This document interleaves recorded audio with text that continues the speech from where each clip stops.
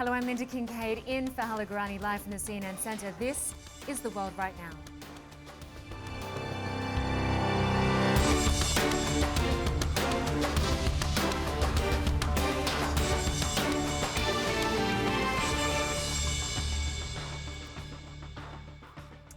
Ted Cruz and Bernie Sanders may have the momentum after their wins in Wisconsin, but Donald Trump and Hillary Clinton still have the numbers on their side as the US presidential race heads to their home turf. Yet there's no denying that both frontrunners are now facing a tougher challenge. Let's start with the Republicans. Cruz's Wisconsin victory spells big trouble for Trump. Trump maintains a delegate lead, but it appears unlikely that he can reach the number needed to clinch the GOP nomination. Now that means we could very well see a contested Republican convention this summer. Now on the Democratic side, Bernie Sanders is continuing to chip away at Hillary Clinton's lead. He says Clinton is nervous after he won 7 of the last 8 contests. Clinton, though, says she's feeling very good about where things stand. She talked to CNN's Chris Cuomo a short time ago. Senator Sanders had a good night last night, and I congratulated him.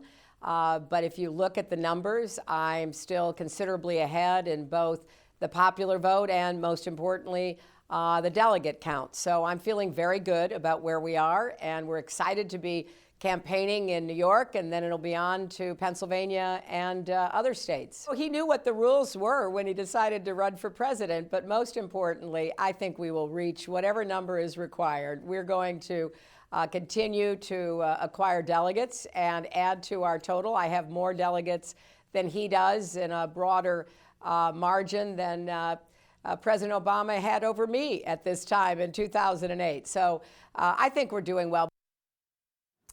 Let's get a live update now from the campaign trail. Joe Johns has been covering the Hillary Clinton campaign in a recent visit to Philadelphia. Now, Joe, Sanders has notched up yet another victory. Clinton sounds like she is remaining defiant, but internally, how would her team be dealing with yet another loss?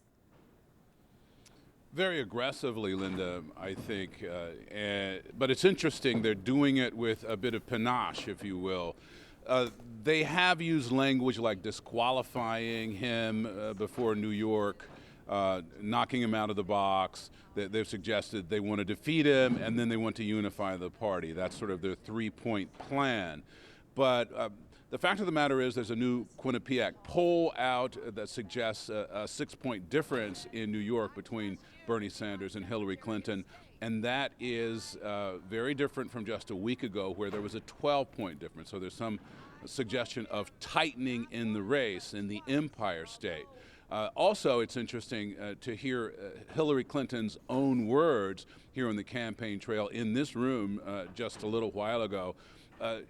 Critical once again of Bernie Sanders for not having a plan and some specifics to go along with some of the promises he makes. But this is very similar to things Hillary Clinton has said before, apparently being careful not to alienate those young voters that she would need, presuming she gets the general election nod, Linda. But Joe, despite the fact that Bernie Sanders is doing really well and has been doing really well in the last 7 states, he is well behind in terms of the delegate count. He needs to win 77% of the next delegates going forward for him to be the nominee. Is it possible? He hopes that his team can get some super delegates and that some super delegates will switch from Clinton to support him. Is that possible? Well, it's certainly possible because those superdelegates can do what they want to. The difficulty for him is that he has to make the case for Democrats before the convention that he ought to be the nominee. And as long as Hillary Clinton holds a 200 or 300 point lead in those non-pledged delegates, it makes it very difficult for Bernie Sanders to make the case as to why he ought to be the nominee, why he ought to get those superdelegate votes. And you mentioned briefly about the fact that Clinton has been attacking Bernie Sanders based on substance, but it seems that he kind of put his foot into it himself when he gave that interview to the New York Daily News. That's absolutely right. In a lot of ways also, he appeared unprepared on some critical questions that had to do with essentially breaking up the biggest banks, which is one of his marquee issues on the campaign trail.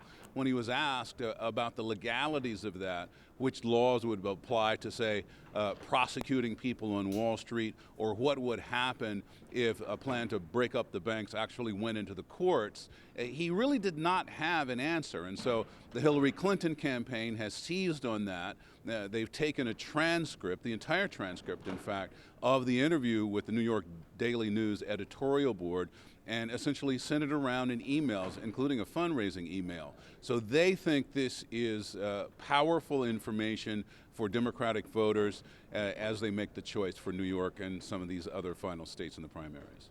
Yeah, no doubt the Clinton campaign are very happy to have that transcript in their hands. Joe Johns, great to have you with us. Thank you very much.